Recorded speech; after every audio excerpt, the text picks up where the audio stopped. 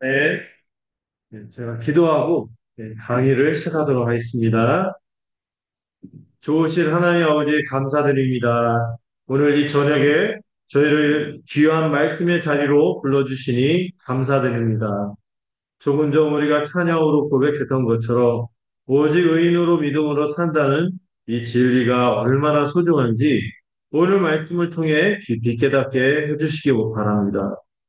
사도 바울이 왜 그토록 간절하게 이 복음을 지키려 했는지 깨닫게 하여 주시고 더 깊이 알도록 우리를 이끌어 주시옵소서.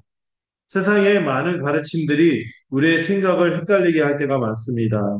지금 이 시간 성령님께서 우리의 스승이 되어 주셔서 다른 모든 생각을 내려놓고 오직 하나님의 말씀에만 귀 기울이도록 이끌어 주시옵소서. 우리의 마음을 활짝 열어 주시어서 전해지는 말씀이 우리 삶에 깊이 뿌리 내리도록 하여 주시옵소서. 그래서 결국 예수님의 십자가와 부활을 믿는 믿음만이 유일한 구원의 길이며 나의 구원은 오직 하나님의 선물임을 분명히 고백하는 복된 시간이 되도록 우리를 이끌어 주시옵소서. 이 모든 시간을 주님께 의탁합니다. 우리를 사랑하시는 예수 그리스도의 이름으로 기도드렸습니다. 아멘. 자, 우리 함께 오늘 지난주 강의에 이어서 지난주는 갈라디아서 서론을 다뤘고요. 오늘은 이제 1장 1절부터 10절의 내용을 살펴보고자 합니다. 제목이 뭐라고요? 강의 안에도 있고 화면에도 있죠. 오직 그리스도의 복음 외에 다른 복음은 없다. 이런 주제를 가지고 오늘 다 할 수 있을지 모르겠지만 제가 이제 강의를 짤 때 어쨌든 한 타임에 다 끝나도록 이렇게 기획을 해봤는데 잘 될지는 모르겠어요. 이제 잘 진행해 보도록 하겠습니다. 그런데 여러분들 이렇게 막 들어가는 것보다 갈라디아서 1장 1절부터 10절을 실제로 한번 읽어보고 이 본문의 내용을 다뤄보면 어떨까 싶습니다. 자, 갈라디아서 1장 1절부터 10절까지 제가 한 절 읽고 여러분들 한 절 읽는 식으로 해서 교대에서 읽고 이 내용을 다뤄보도록 하겠습니다. 제가 먼저 1장 1절, 갈라디아서 1장 1절 읽어보도록 하겠습니다. 찾으셨나요? 네. 사람들에게서 난 것도 아니요, 사람으로 인해 된 것도 아니요, 오직 예수 그리스도와 그분을 죽은 사람들 가운데서 살리신 하나님 아버지로 인해 사도가 된 나 바울과 2절. 어, 제가 우리말 성경을 읽었군요. 이게 전환을 했는데 안 바꿔놨어요. 사도된 바울은 2절.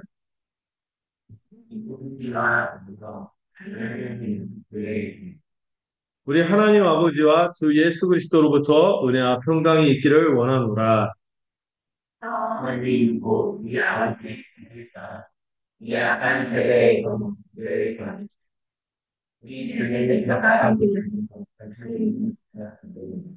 영광이 그에게 세세토록 있을지어다. 아멘.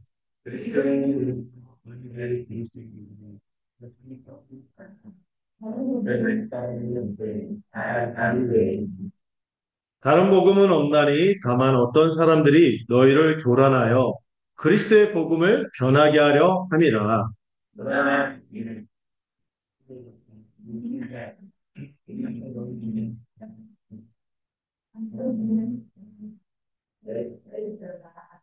우리가 전에 말하였거니와 내가 지금 다시 말하노니 만일 누구든지 너희가 받은 것 외에 다른 복음을 전하면 저주를 받을지어다.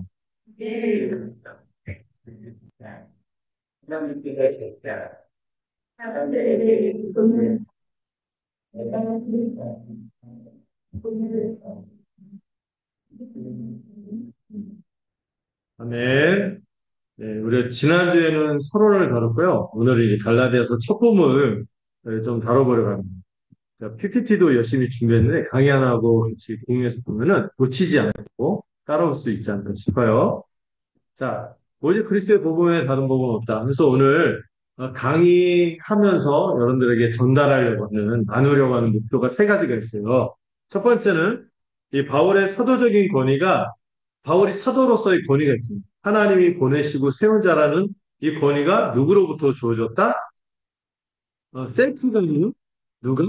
하나님으로부터 주어졌음을 이해하려고 합니다. 신적 기원. 하나님으로부터 이렇게 출발하는 거고, 하나님이 세우셨다는 거죠. 두 번째는 목표가 뭐냐면은, 이 참된 복음, 그리고 오늘 갈라디아서에서 처음부터 바울이 경고하는 다른 복음이 어떤 본질적인 차이가 있는지를 좀 분별하려고 그래요. 참된 복음은 뭐를 가져다 주죠? 은혜와 평강을 가져다 주지만 다른 복음은 율법주의와 공로주의로 우리를 넘어뜨리는 아주 나쁜 거라는 걸 배우겠죠. 세 번째는 뭡니까? 다른 복음이 얼마나 위험한지를 분별하고 순수한 복음을 우리가 지켜야겠구나. 이 책임을 저만요? 아니, 여러분들도 같이 이 순수한 복음을 지켜야겠구나 하는 것을 인식하는 시간이 되었으면 좋겠습니다. 저는 이 갈라디아 교회가 위기가 닥쳤어요. 지난 서론에도 다뤘지만은 그래서 바울이 일관적으로 1장부터 끝까지 하고 싶은 가장 핵심적인 말은 뭐냐면은 핵심 메시지가 뭐라고요? 오직 그리스도의 복음 외에 다른 복음은 없다는 것입니다. 그런 의미에서 이 갈라디아서가 갖고 있는 특별함이 있다고 했죠. 루터가 몇 번이나 이 갈라디아서를 평생 동안 강의했다고요? 6번이나 반복해서 강의할 정도로 되게 중요한 내용이었어요. 왜냐하면은 이 복음에 대해서 논쟁을 통해서 말싸움을 하면서 이건 복음이야, 그건 복음이 아니라고, 복음이야 이러면서 말하다 보니까 어때요? 좀 더 선명하고 분명하게 참된 복음을 가장 잘 설명하는 책이 이 갈라디아서라고 할 수 있어요. 그래서 이 복음 변증서라고도 하는 이 별명이 있습니다. 로마서는 복음 설명서라면은 갈라디아서는 뭐라고요? 복음을 변증을 이게 가짜야, 이게 진짜야 하는 식으로 설명하는 편지가 이 갈라디아서입니다. 근데 이렇게 선명하게 복음을 설명해야 될 필요가 있었습니다. 갈라디아 교회가 위기에 갇혀 있었어요. 이 상황이 얼마나 심각했냐면은 일반적으로 바울의 서신, 편지죠. 바울의 편지를 보면은 항상 뭐가 있어요? 인사말에 감사하고 축복하는 말이 예, 되어 있죠. 그리고 평안한 상황에 대해서 묘사하는데 이 편지는 어떻습니까? 책망과 경고를 시작하고 있습니다. 빈칸이 있죠? 책망과 경고를 시작하면서 긴급한 위기에 빠져 있구나, 이 교회가. 위기가 아주 심각하구나 하는 것을 보여주고 있습니다. 제가 지난번에 이제 지도도 보여드렸지만, 랑갈레아디아 그쪽 지역이 1차 전도 여행에서 바울이 세웠던 교회들인데, 세상에 잠시 비운 사이에 바울이 어떤 일이 벌어졌어요? 거짓 교사들이 와서 이 가세워진 교회들이 복음을 헷갈려하고 떠나는 일들이 발생한 겁니다. 그래서 이 갈라디아 교회가 다른 복음, 이 갈라디아는 특정 교회가 아니라 그랬죠? 이 지역에는 두루두루 있는 처음에 세워진 이 갓 태어난 신생 교회들이 흔들리는 상황이었어요. 다른 복음은 흔들리는 상황이었죠. 그래서 바울이 이 첫 번째 아까 읽었던 1절부터 5절까지의 핵심은 뭡니까? 복음이 하나님으로부터 주어졌다. 그리고 모두 강조해서 말해요. 내가 사도야 하는 이 사도적인 권위, 사도의 권위를 굉장히 강조하는 내용이 1절부터 5절까지 이렇게 나와 있죠. 오늘 이 전반부 내용을 좀 살펴보고 시간이 되면 후반부 내용 좀 보면서 좀 쉬었다가 이렇게 정리하려고 합니다. 자, 바울의 사도직이 하나님으로부터 기원했다는 것을 알 수 있는데요. 인사말을 보면 알 수 있죠. 자, 인사말. 자, 여기 적혀 있죠. 읽을 수 있나요? 이 정도 보이시죠? 자, 읽어보겠습니다. 시작.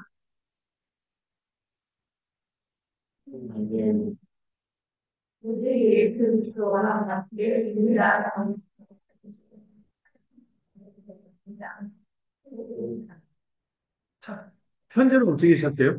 다짜고짜. 아니야, 아니야, 아니야, 아니야, 아니야. 두 번 하면 뭐죠? 굉장한 강조죠.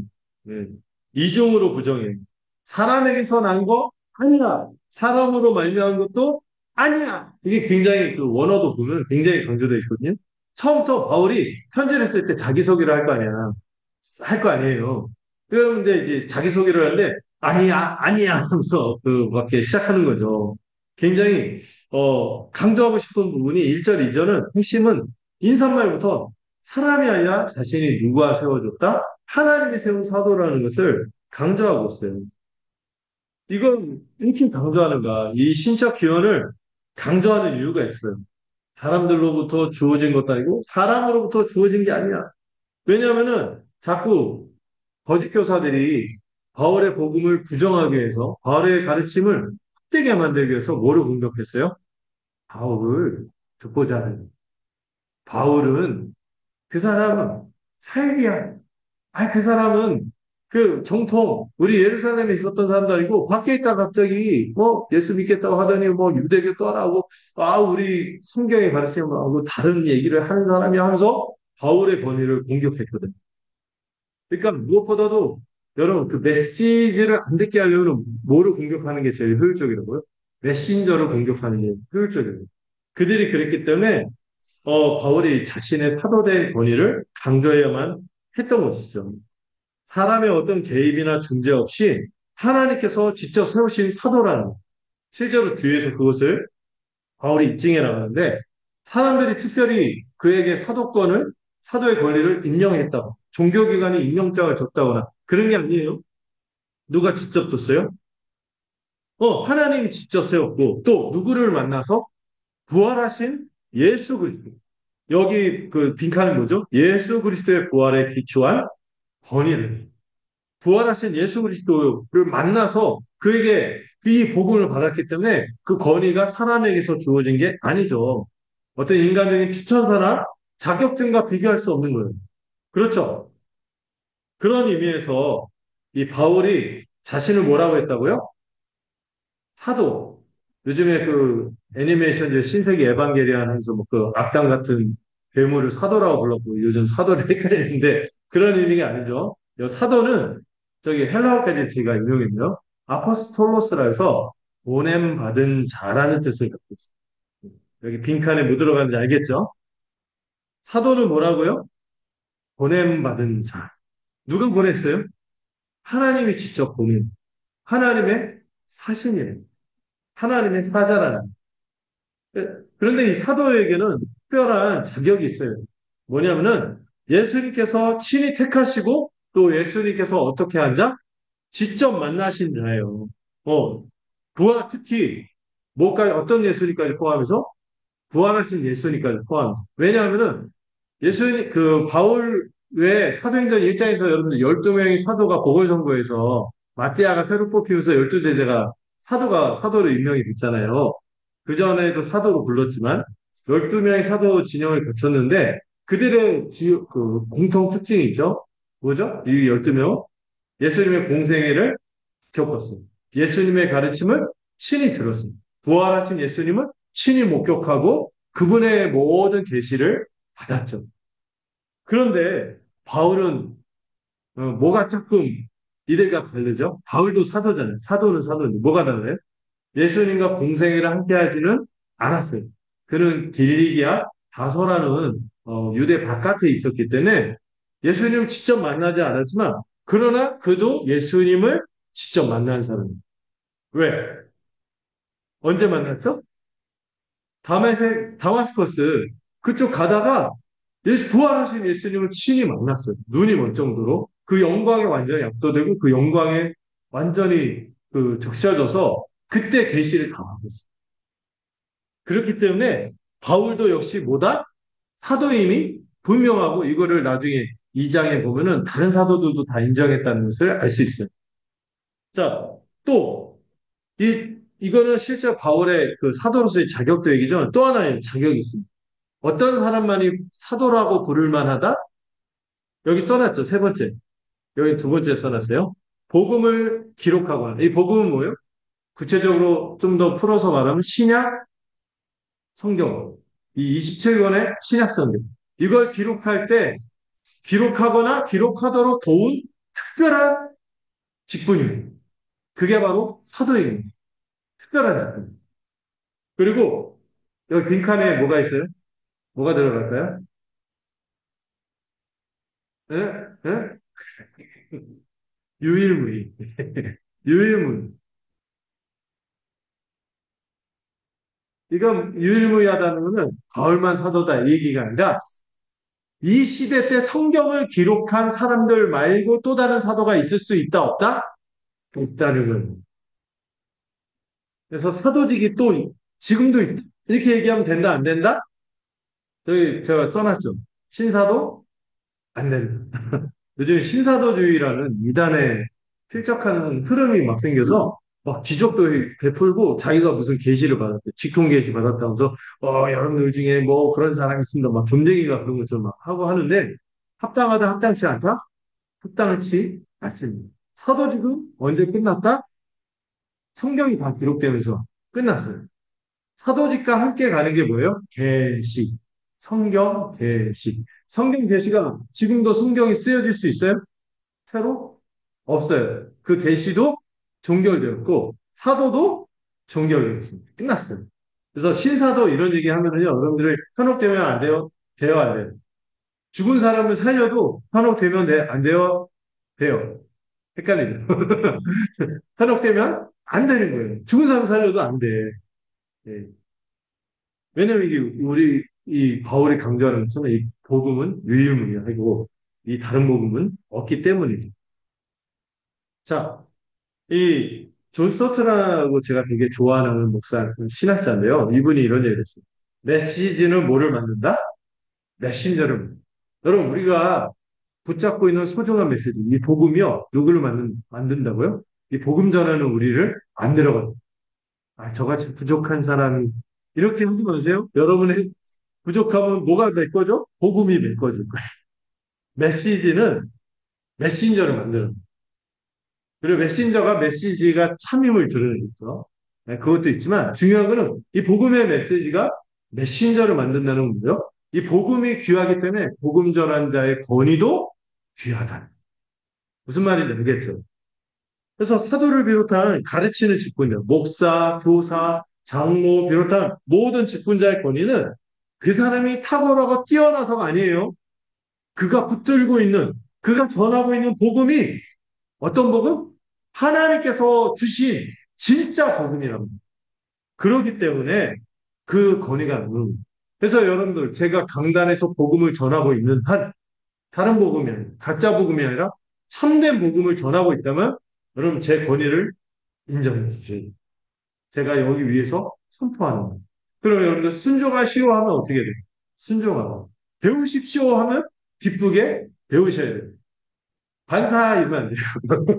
싫다 이러면 안 돼요. 이게 왜냐면 복음의 권위가 복음 전환자의 권위와 연결되기 때문이죠. 그래서 스토트가 이런 말도 했습니다. 인간 중재자를 통하지 않은 전적으로 하나님으로부터 주어진 것이 뭐다? 복음. 지우야, 복음의 귀함을 알겠지? 예, 복음을 꽉 붙들어야 되고 소홀히 여기는. 네, 이분은 백왕공 같은데 이름이 존 파이퍼라는 분 있어요. 네. 이존 파이퍼라는 분의 책을 최근에 제가 얻어갖고 댓글 써갖고 공짜로 받았거든요. 근데 그분의 책 중에 갈라디아서 좋은 내용이 있어서 제가 인용을 했습니다. 돌아가면서 읽으면 좋겠는데요. 이 존 파이퍼의 글을 우리 배임은 성도님 한번 읽어주시겠어요? 갈라디아서를 읽을 때 우리 바울의 우리 때 말씀을 듣고 있다면 얼마나 많은 일이 예수님께 갈 되실지라 승리와 환상을 만들면 우리 주님께서 정작 그때의 말씀이 성경의 것을 이해하는 데에는 진지한 것을 우리는 지금 네, 이존 파이퍼가 훌륭한 목사님답게 우리 성도들의 참 아쉬운 모습에 대해서 꼬집었죠. 그렇게 한 줌을 들려주세요. 주님 저와 인격적으로 만나주세요. 저를 울려주세요. 감동시켜주세요. 이러면서 무슨 계시, 꿈으로 알려주세요. 상으로 알려주세요. 이렇게 부르짖는데 주님이 답답해 하시죠. 내가 다 줬다. 복음으로 줬다. 여기 있어 하는데 얼마나 속상할까요? 그러니까 우리 하나님의 말씀을 진지하게 이해할 수 있도록 노력을 기울여야 합니다. 왜냐하면 기쁜 소식이죠. 성경은 쉽다. 정말 쉽다고 믿으면요, 정말 쉽게 보여요. 어려운 건 어떻게? 넘어가라. 베드로도 그랬어요. 바울이 쓴 글 중에 가끔 어려운 게 있는데, 덜어 어려운 게 있어요. 그러니까, 어떻게 하면 돼요? 덜어내는. 아니면은, 제가 설명을 해주겠죠. 저 교사들이 있으니까, 이미 이런 내용이다 하고 성령님이 알려주신 거, 이런 것들을 잘 배우면 되겠죠. 자, 그 다음으로, 어, 이 복음이 주는 은혜와 평강이 무엇인지 그 인사말을 그래서 좀 생각하려고 합니다. 여러분, 이 복음은요, 우리에게 뭐를 주는지 아세요? 은혜와 평강을 줍니다. 어쩌면 하나님이 주시는 모든 복 중에서 가장 큰 복이 이 은혜와 평강이라고 생각해요. 성도가 어떻게 은혜가 없이 살 수 있겠어요? 성도가 평강이 없으면 어떻게 성도답게 복을 누리고 있다고 말할 수 있겠어요? 은혜, 평강 이 말이 우리가 늘 쓰니까 맨날 찬양 어렸을 때도 되게 강 같은 평화 말하면서 막 평화하고 은혜죠 했는데 이 의미를 정확히 모를 때가 있어요. 이게 얼마나 필요한지 바울이 인사말에 항상 뭐가 빠지잖아요? 은혜와 평강이 빠지지 않습니다. 음. 자, 은혜와 평강에 대해서 제가 이렇게 표에도 정리를 했고, 여기 강의 안에도 썼는데, 은혜는 헬라어로 카리스라고 해요. 카리스. 이런 말 어디서 들어봤죠? 카리스. 카리스마, 할 때 카리스. 마는 거의 뒤에 정미어가 붙어서 그 앞에 있는 표현의 결과물이거든요. 은혜의 결과가 카리스마예요. 우리 이상한데 카리스마를 쓰는데 그게 은사거든, 은사. 선물. 근데 이 카리스라는 단어는 그 자체가 어떤 뜻이 있어요? 하나님의 무조건적 기프트. 선물이에요. 선물. 하나님의 무조건적인 선물이에요. 내가 뭘 잘했더니 주는 포상, 상급이 아니라 뭐라고요? 우리 받을 자격이 없는데 하나님 딱 보더니 얘 필요하다, 안쓰럽다, 얘 줘야겠다고 딱 너 이거 가지고 하고 주신 선물이 은혜라는 거죠. 그러니까 뭐 없는 자에게 받을 자격 없는 자들, 싸가지가 아닌 죄송해요. 받을 자격 없는 자에게, 받을 자격 없는 자에게 거저 주어지는 허임. 밤이라 피곤할까봐 제가 이상한 얘기 하더라도 이해해 주세요. 받을 자격 없는 자에게 거저 주어지는 후임. 우리가 이걸 받을 만 했나요? 전혀 아니거든요. 우리가 뭘 잘해서 받은 게 아니라는 거죠. 은혜는 받을 자격 없는 자에게 거저 주어지는 하나님의 무조건적인 선물이다. 이 정의를 잊지 마세요. 제가 몇 번 가르쳤지만 너무 중요하니까 제가 또 반복합니다. 토마스 슈라이너라는 분이 이 은혜에 대해서 이렇게 표현을 해요. 우리 경빈이도 왔는데 경빈이 한번 읽어볼까? 슈라이너요.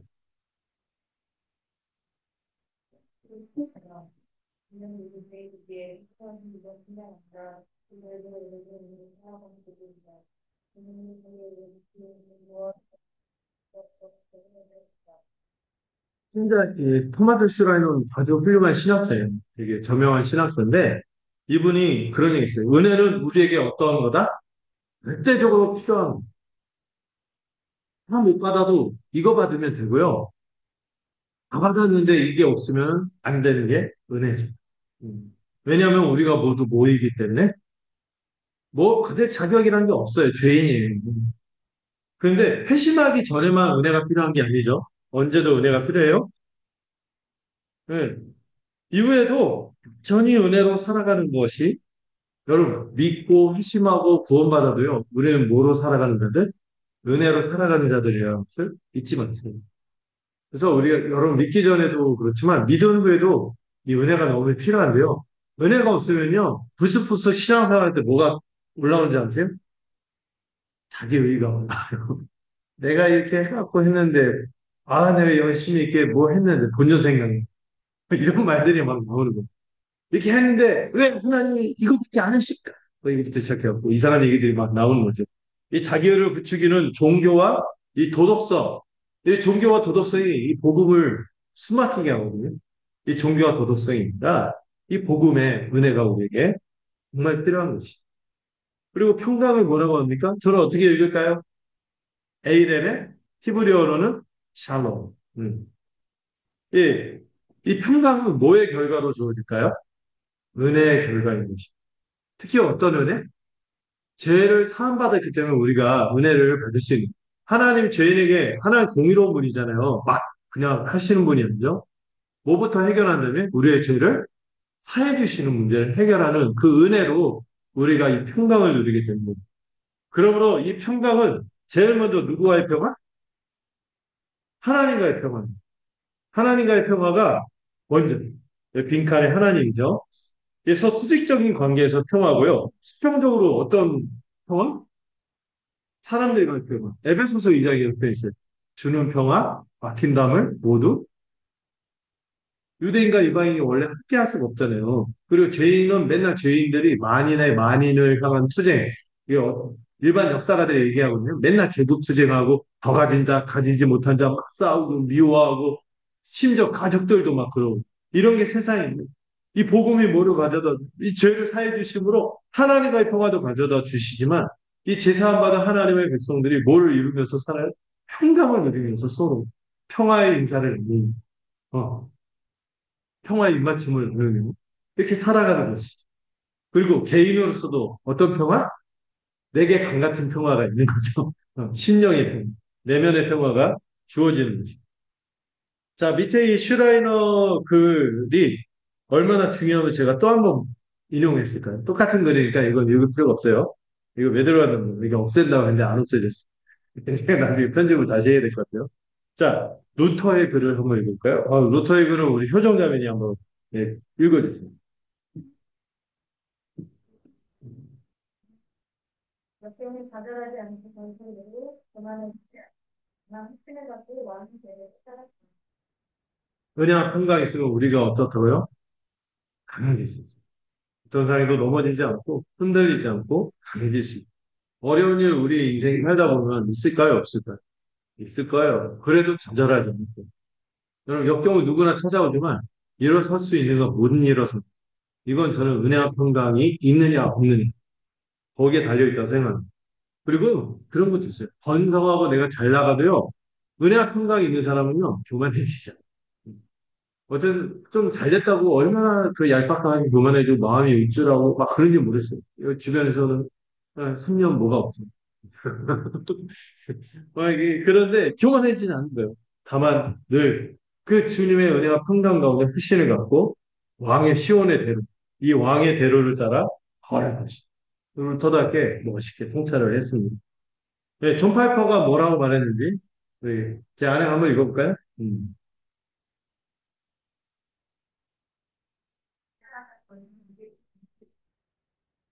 이게 없어서 우리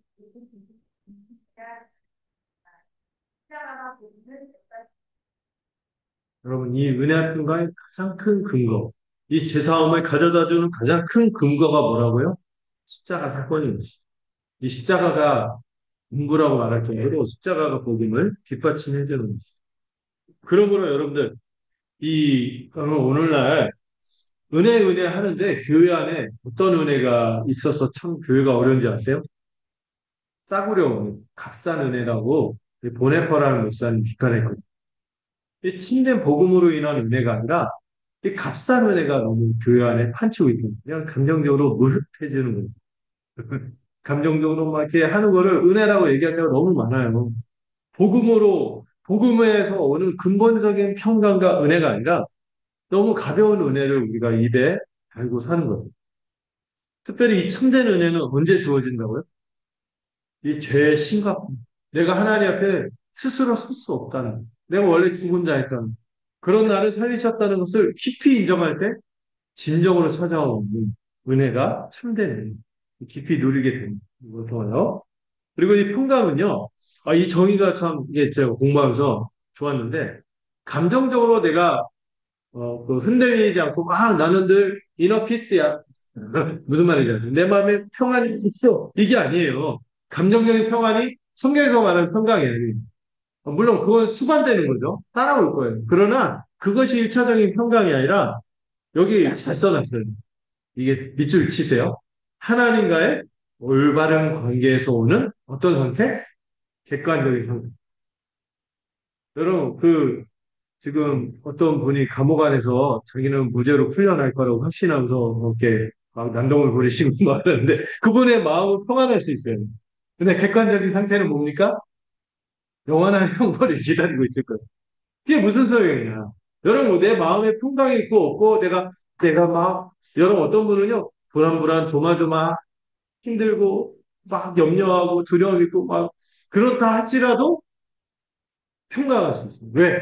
객관적인 상태가 어떤 상태? 주님 안에 있잖아요. 그리스도 안에 있어서 예수 그리스도 십자가 복음 그 값없이 은혜를 베풀어 주시는 제사함의 은혜가 그에게 이미 주어졌기 때문에 그가 마음의 심령이 어떻든 상관없어요. 객관적으로 그는 어떤 상태? 하나님과의 평강으로 는 모든 평강이 확보된 객관적인 상태. 이게 바로 우리가 누리는 평강입니다. 여러분들의 마음에 어떠함에 흔들리지 마세요. 항상 그 찬양이 있지만 내게 강 같은 평강. 60년대부터 불렀던 내 안에 이 평강이 있다는 객관적인 상태가 평강을 누리고 샬롬이 있다. 제가 오죽하면 매번 인사말이 샬롬이겠습니다. 아, 우리 목사님 할렐루야는 모르시나? 샬롬이 너무 좋으니까 이 지복의 상태거든요. 자, 이제 이 4절 5절에서 이 복음의 핵심적인 내용과 목적을 본격적으로 들여다보려고 합니다. 4절 5절은 예수님이 왜 십자가에서 죽으셨는지, 그 죽으신 목적이 무엇인지, 그를 말하는 것이 4절에서 5절이죠. 자, 먼저, 복음의 내용은 뭐라고요?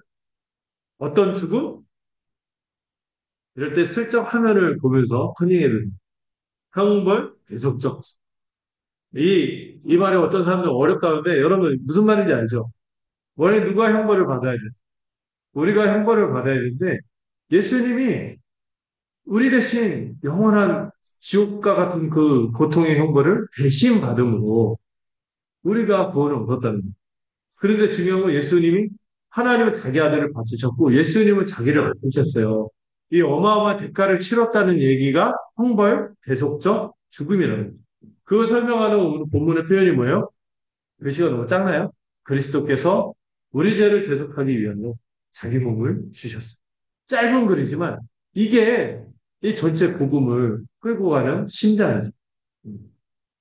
이 십자가가 죄에 대한 형벌을 대신 받은 것이기 때문에 이 형벌이 영어로 페널인데요. 페널티킥 들어봤죠?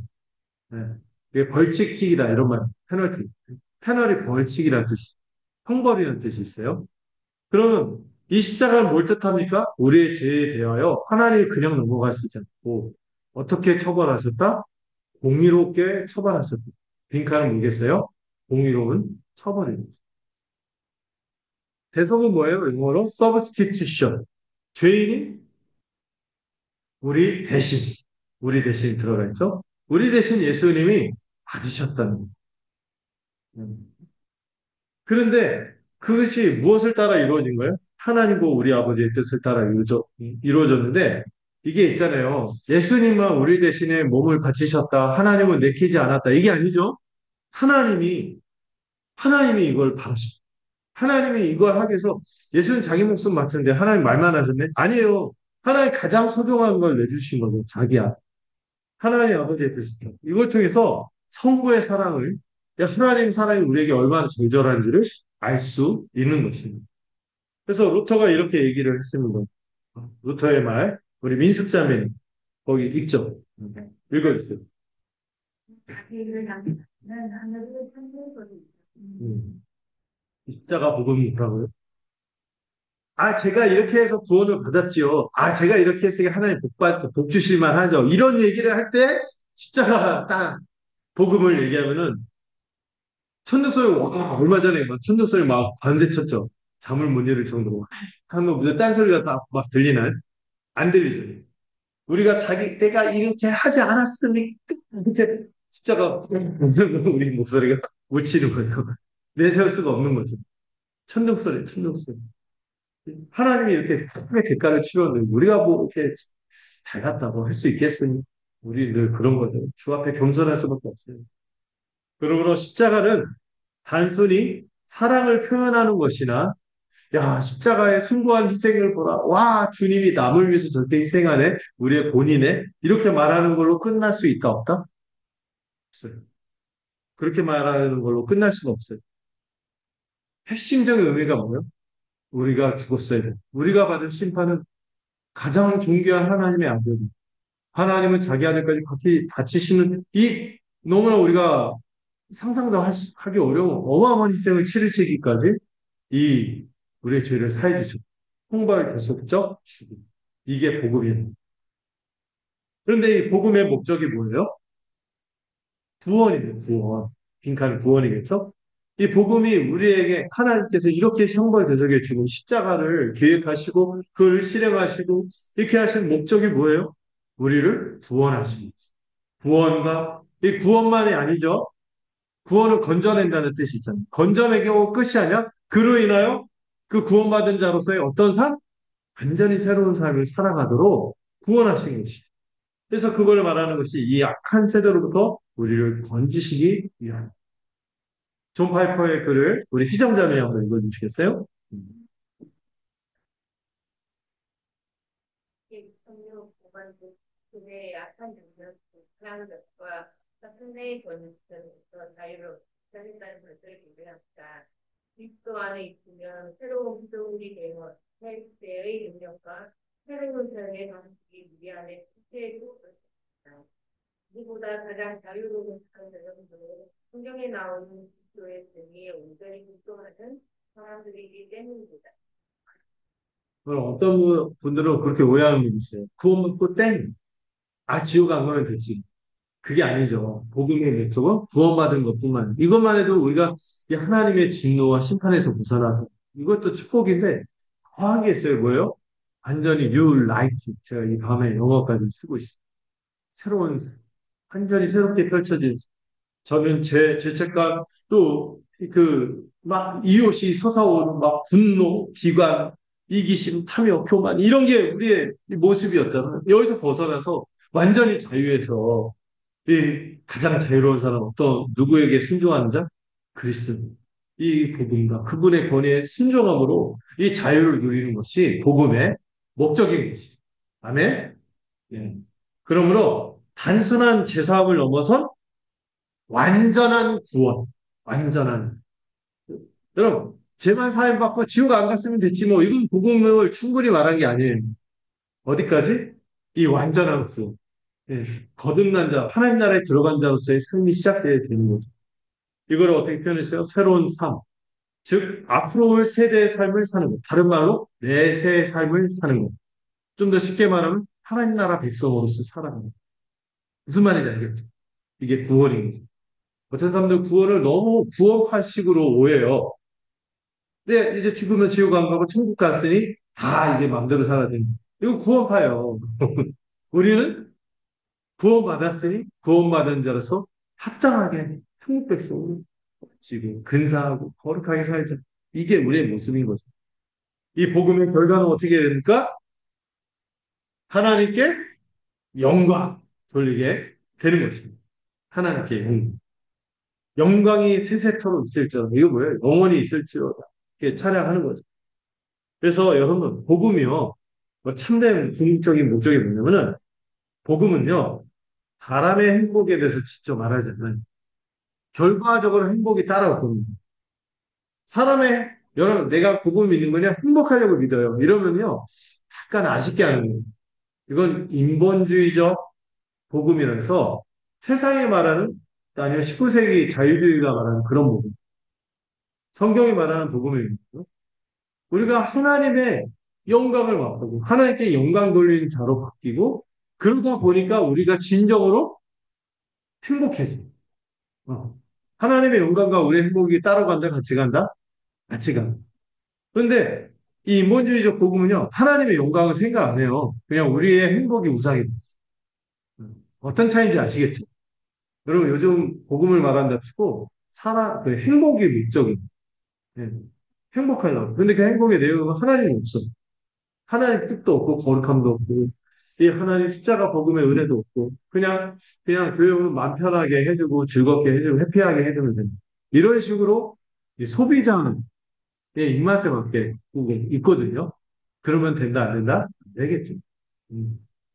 자, 이제 다음 분수령으로 가겠습니다.